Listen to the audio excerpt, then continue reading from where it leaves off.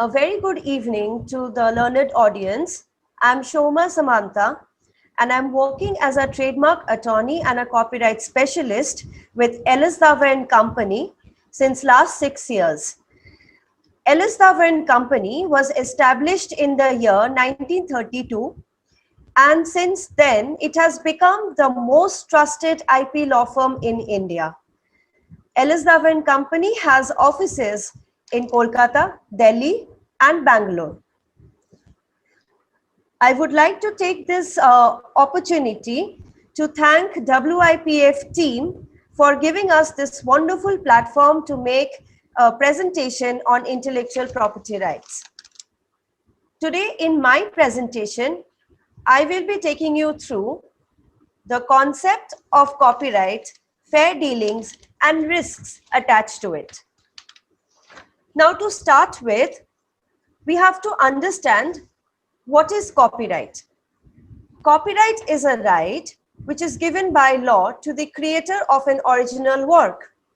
When a creator creates a work, initially he gets an idea. This idea cannot be copyrighted unless it is reduced to a tangible form.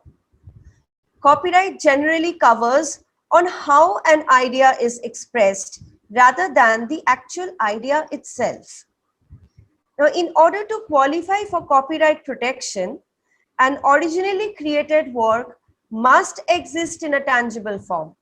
That is, either it should be written down or a form that we can touch. Now, in order to understand different types of tangible forms, the Copyright Act provides us with certain categories under which we can file a copyright application. These categories are literary, dramatic, artistic, software work, cinematographic films, sound recordings, and even musical work. The basic essence of copyright protection is to prevent it from unauthorized use and also to reward the creator for his or her creation. We often come across a particular query from our clients, especially who are startups, that they want to file a copyright for their company's website. Now, website is a combination of several copyrightable materials, like the graphic art, the logo, then there is the software program based on which the website is running, the literary contents. Now, since Copyright Office does not provide the protection of a website as a whole, each content in a website can be copyrighted under separate categories as mentioned in this slide. These categories, like for example, the write-up in a website can be filed under literary, the software program used in creating the website can be filed under software category, the graphic designs or artwork can be filed under the artistic category. Now coming to the term of copyright.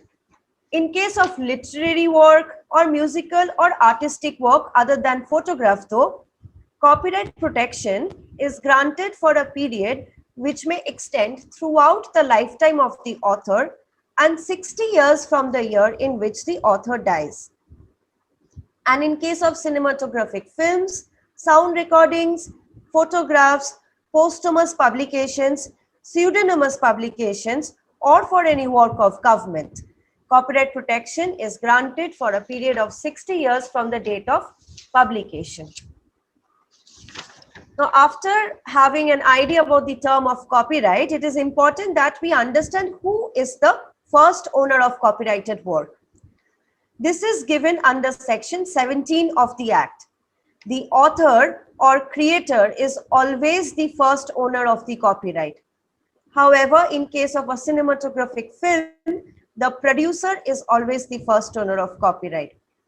Section 17 also explains that when a work is created in the course of an employment, the employer is always the first owner of copyright. Now let's come to the rights that are available with the first owner of copyrights.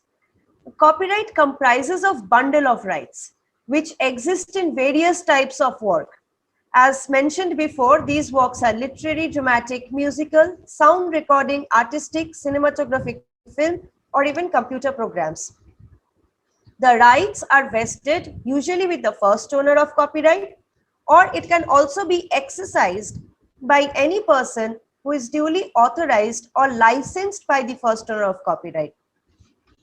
In case of literary, dramatic, sound recording, music, and artistic work, the rights are there to reproduce the work in any material, including for artistic work, the reproduction can be either two-dimensional or as well as three-dimensional. It may also include storing the work by electronic means, issuing copies of the work to the public, to perform the work in front of public, or to make film from the work when in case of sound recording, and also to translate or adopt from the original work. In regard to cinematographic film, the producer, who is always the first owner, has the right to make copies of the film, including any photograph or image which is there in the film, and also communicating the film to the public. And in case of computer programs, the original creator or author enjoys additional rights. That is, the right to sell or give on hire any copy of the computer program is there, but regardless of the fact that such computer program has been sold or given on hire on earlier occasions. Now, coming to the importance of copyright registration. Copyright in any work comes into existence as soon as it is created. Unlike other IP, copyright is sui generis. That is, the right arises automatically upon creation of the work. However, it is necessary and advisable to obtain the registration certificate of a copyright, as the certificate acts as a prima facie evidence whenever there is any dispute regarding ownership of copyright. Now, previously, when we used to file a copyright registration, it used to take prolonged period of time to get it registered. But nowadays, with the new Digital India campaign being launched by the government and everything being generated in a computerized manner, the time period for obtaining a registration for filing copyright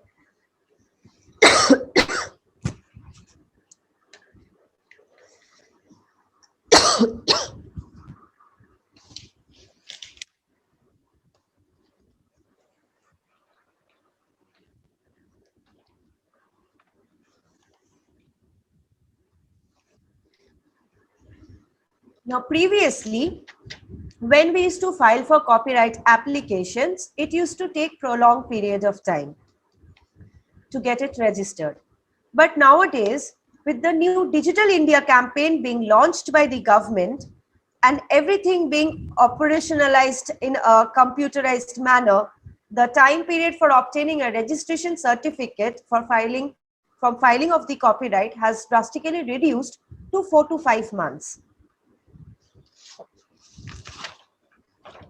Now, after getting the idea about the ownership of copyright and the bundle of rights that are attached to it, it is important that we also know how much are we allowed to use any copyrightable material where the first owner is someone else.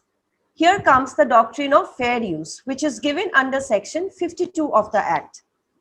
Fair use allows for fair dealing of any work for the purpose of private use and personal use only, and never for commercial use. Fair dealing means specific use of relatively very small portion of the original work. Like, for example, dealing for educational and non-commercial purposes, which means that when we are making a presentation, we use a lot of pictures and informations on our slides. Now, these pictures, when taken from the public domain, can be used without permission and is considered to be fair use. Or, for example, when we are giving a lecture or stating a fact, as long as we do not reproduce them exactly as we found them from the source, would be considered as fair use.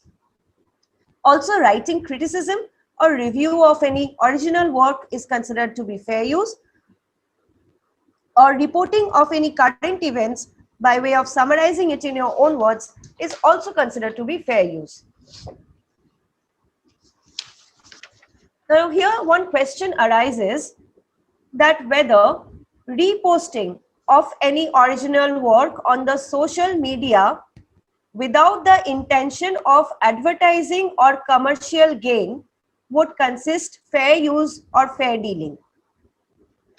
Now, while posting on a platform such as YouTube or Twitter, we have to agree to the site's terms and conditions.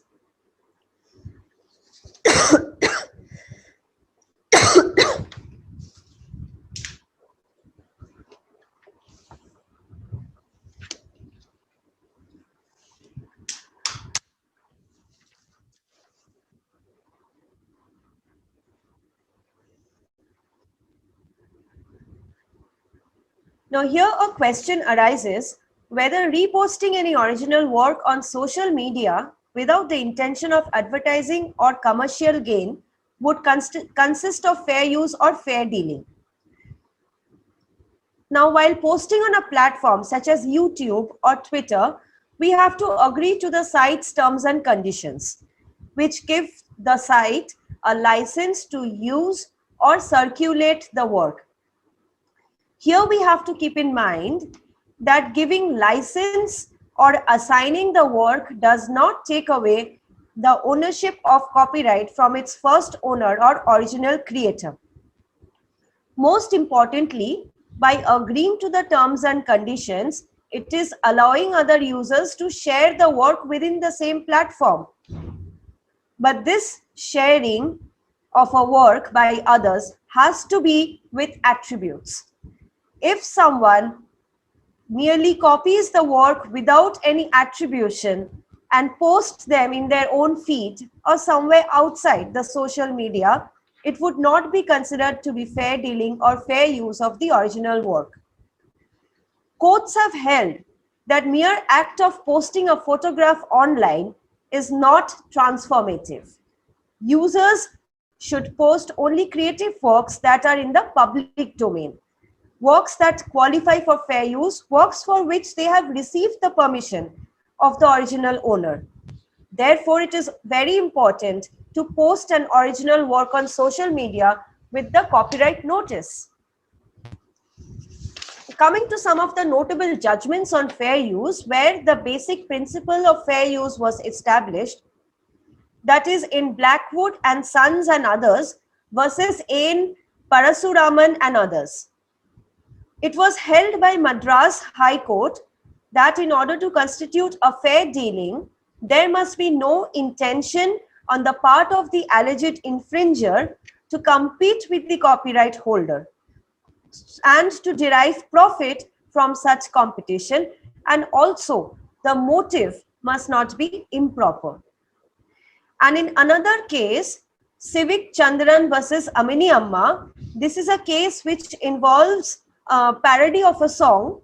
It was held by Kerala High Court that a parody of a song, so long as it copies from the original in order to criticize it, does not constitute improper use of the original song and qualifies to be fair dealing. Now, after having the knowledge about fair use, we have to understand what is copyright infringement. Copyright in any work is considered to be infringed only if a substantial portion of a work is made use of unauthorizedly. Now, the subject of this substantial varies from case to case. Sometimes it is a matter of quality rather than quantity. For example, a lyricist can copy a very catchy phrase from someone else's song. It would amount to infringement even if that phrase is very small, very short. So here are some of the examples of copyright infringements.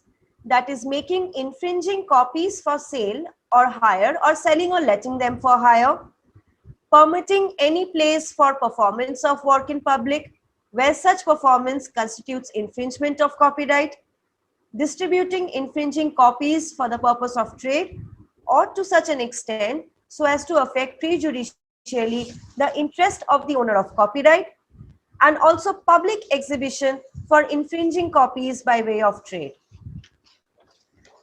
Now, a copyright owner can also take legal action against any person who is infringing the copyright and is also entitled to legal remedies by way of injunctions, damages, or even imprisonment up to 1 year. One such example of a legal remedy can be observed from the case law Microsoft Corporation versus Mr. Kiran and another. Now, in this case, the defendants, Mr. Kiran and another, were carrying on the business of unauthorized hard disk loading, that is preloading of various software of Microsoft company onto the hard disk of a computer that were being assembled and sold by them. The software loaded onto the machines naturally were not accompanied by the original media. Therefore, Microsoft filed a suit seeking permanent injunction against the defendants in order to restrain them from infringing a software which is created by the Microsoft Corporation. In this case, Delhi High Court observed that software piracy has become a menace in the country, and there needed appropriate measures and stringent act to protect the infringement of copyrighted material. Thereafter, Delhi High Court issued an order for permanent injunction in favor of Microsoft, restraining the defendants from using, selling, distributing, issuing to public any counterfeited or unlicensed or unauthorized version of the Microsoft software in any manner. Sometimes the court also grants for an injunction against the service providers to stop the transmission of the copyrighted material. Now, I would like to conclude by stating that infringement is a habit which is difficult to break. However, our Copyright Act is well equipped to overcome every hurdle of infringement and also to protect the rights of the original owner of the work. Thank you, everyone. Hope you've enjoyed the slides. I am available to take any of your questions if you have on copyrights. Thank you.